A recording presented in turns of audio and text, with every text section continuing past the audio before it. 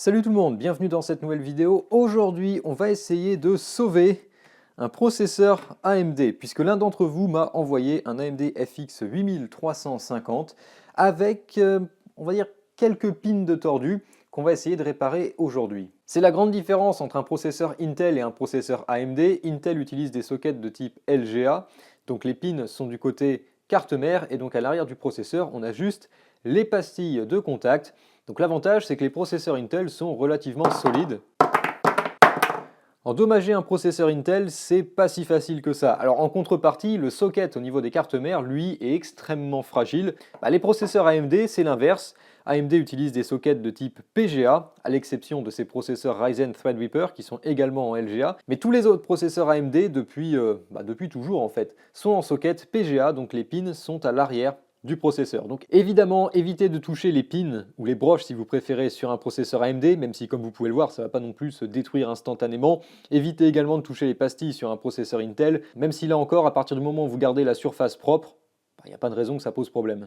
On va en profiter pour aller jeter un œil côté carte mère, parce que si les processeurs AMD sont plus fragiles que les processeurs Intel, c'est évidemment l'inverse côté carte mère. Sur les processeurs Intel, on a le socket avec lequel il faut être très délicat, parce que quand on commence à plier les pins à l'intérieur, c'est très difficile à réparer. Puisque sur un socket LGA, les broches sont en réalité des sortes de petites lamelles.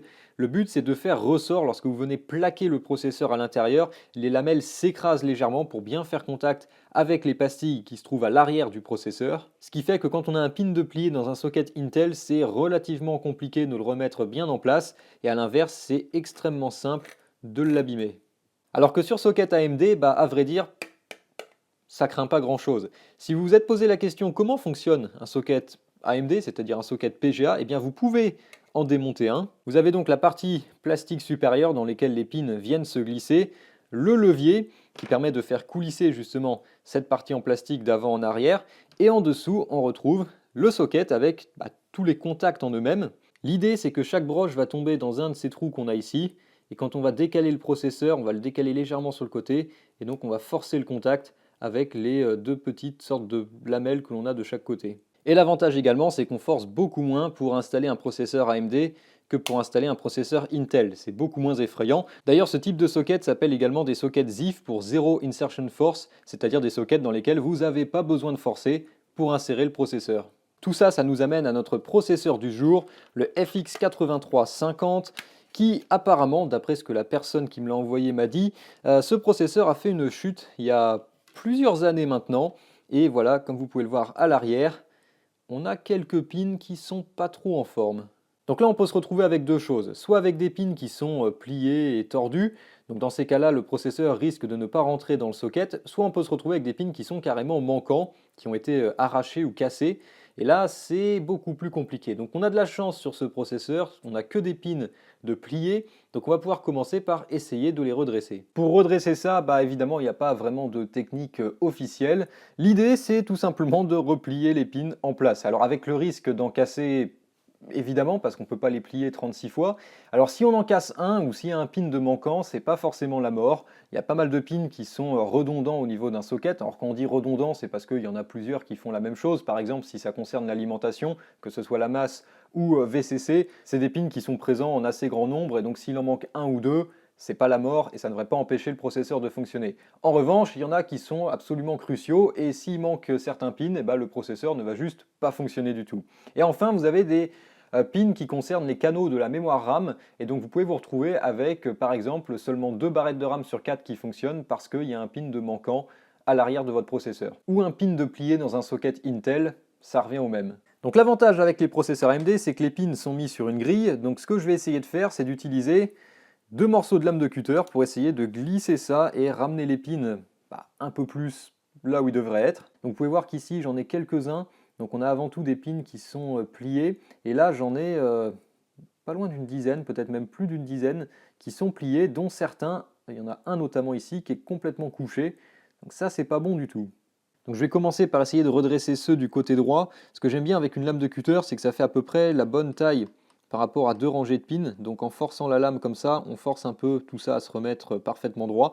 Sur les processeurs AMD Ryzen, donc qui sont plus récents que ceux-là, les pins sont légèrement plus petits et plus denses parce que il y en a plus que sur ces processeurs-là. Ici, on est sur un AMD FX, donc on est sur le socket AM3+. Sur un processeur comme celui-là, on a 938 pins, alors que sur un processeur en AM4, on en a 1331, donc il y en a plus, ils sont plus denses, légèrement plus petits. Ça aide pas vraiment si on en a de pliés. Ce que j'aime bien aussi avec une lame de cutter, c'est pouvoir utiliser l'angle qui est biseauté ici pour pouvoir faire levier et tranquillement redresser les pins. Une fois qu'on est passé dans une direction, on peut tout simplement tourner le processeur et passer dans l'autre pour recréer cette grille et que tous les pins soient bien alignés.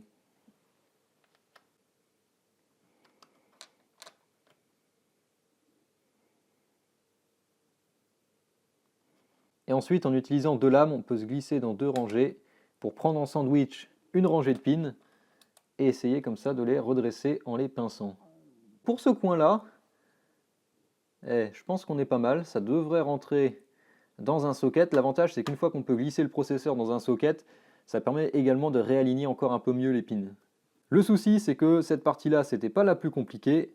Celle-là risque d'être un peu plus dure. Ce que je vais faire avant, c'est que je vais essayer d'utiliser une aiguille pour redresser le pin qui est complètement couché.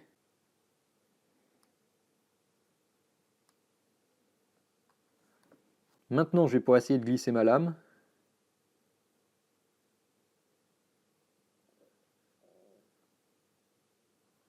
Pareil pour la rangée là, on va essayer d'écarter un peu tout le monde.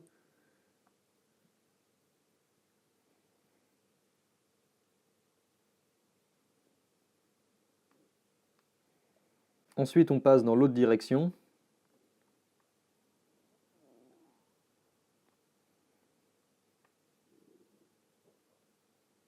Si vous pouvez voir, lui, au premier rang ici, il est plié à peu près au milieu. Donc je vais essayer de le remettre à peu près droit. Et puisqu'il a décidé de ne pas trop coopérer, on va essayer avec une pince pour le remettre le plus droit possible. Je pense qu'on est pas mal. De toute façon, ce serait très compliqué de tout remettre parfaitement droit. Et puis on verra bien en insérant le processeur dans le socket si ça passe ou pas. La bonne nouvelle également, c'est qu'aucun pin n'a cassé, parce que ça c'est le risque lorsqu'on essaye de les redresser, c'est qu'il y en ait un qui s'enlève. Donc ce qu'on va faire maintenant, c'est qu'on va essayer le processeur. Donc je vais peut-être le nettoyer un peu. Il y a un peu de pâte thermique ici qui a débordé et qui est notamment sur certains des pins sur le bord ici. Donc je vais peut-être essayer de le nettoyer un peu et on va essayer de le tester. C'est un AMD FX, donc 8350, qui, d'après les informations que j'ai, n'a pas tourné depuis apparemment 5 ou 6 ans, puisque ça fait 5 ou 6 ans que l'accident est arrivé, et ça fait 5 ou 6 ans que ce processeur est sur une étagère. Moment de vérité, j'ai sorti mon FX 6300, on va pouvoir essayer d'installer ce 8350. Alors évidemment, il ne va pas tomber dans le socket comme il devrait, parce que tous les pins ne sont pas parfaitement droits, mais là l'important ça va être de voir est-ce qu'il arrive quand même à se glisser dedans. À savoir qu'il va falloir forcer un petit peu dessus pour que les pins s'ajustent un petit peu et se glissent. Il ne faut pas forcer de trop non plus, parce que si on a besoin de trop forcer, c'est probablement qu'il y en a un qui n'est pas suffisamment droit et qui va tout simplement se plier complètement. Donc toute la difficulté, c'est d'arriver à le sentir où ça force, et voir si ça se glisse ou pas. Donc là je suis dedans, je peux verrouiller le socket, le déverrouiller, ressortir le processeur. Il sort beaucoup mieux qu'il est rentré. Donc effectivement, vous aurez du mal à le voir, mais les pins ont l'air légèrement mieux alignés que précédemment, donc ça aide de mettre le processeur dans le socket. Et celui qui force, c'est celui qui était plié au milieu, que j'ai pas pu remettre parfaitement droit, et qui fait que j'ai besoin d'appuyer un peu sur le processeur pour bien l'engager sur le socket. Évidemment, il ne reste plus qu'une seule chose à faire, remonter le refroidissement et démarrer. Bon, c'est un peu poussiéreux là-dedans, mais à vrai dire, c'est le PC d'atelier. Mais donc, moment de vérité, le processeur est dedans. On va voir si ça démarre. Je suis assez confiant, il n'y a pas vraiment de raison que ça ne fonctionne pas. Tous les pins sont là, il n'y en a aucun de plié complètement en travers du socket. C'est mieux si l'alimentation est allumée. Ok, on a la LED du processeur qui se trouve en dessous normalement. Elle n'est pas restée allumée, ce qui est plutôt une bonne chose. Et voilà, aucun problème. J'ai bien, malgré tous les reflets sur cet écran, mon FX 8350 avec 8 cœurs et j'ai bien mes 4 Go de RAM, sachant que j'ai 2 x 2, donc normalement on est bon. Et voilà donc FX 8350, il fonctionne, il n'y a absolument aucun problème.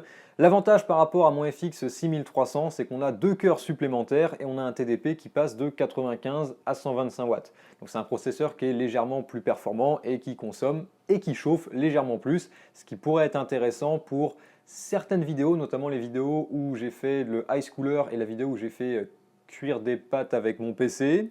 Donc ça pourrait être intéressant de réessayer ces expériences et voir si on constate ou non une différence et surtout de quantifier cette différence et voir si ça colle avec le TDP annoncé. En tout cas la différence de TDP.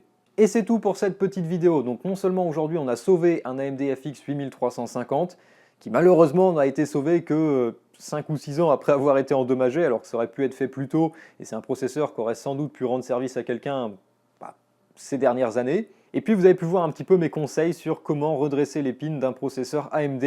L'important c'est d'y aller tranquillement, de ne pas trembler, même si encore une fois je sais que quand on a un processeur qui peut potentiellement valoir plusieurs centaines d'euros entre les mains, c'est pas forcément facile. Et puis le mieux c'est évidemment d'éviter les accidents en premier lieu, donc faites très attention lorsque vous manipulez un processeur AMD. Donc c'est tout pour cette vidéo. Si vous l'avez aimé, n'hésitez pas à la liker, n'hésitez pas à la partager, n'hésitez pas à vous abonner si ce n'est pas déjà fait, n'hésitez pas à aller faire un tour sur utip.io/goodwin, le lien est dans la description et vous pouvez aller soutenir la chaîne sur Utip. C'est tout ce que j'ai pour aujourd'hui, donc je vous dis salut à tous et à la prochaine.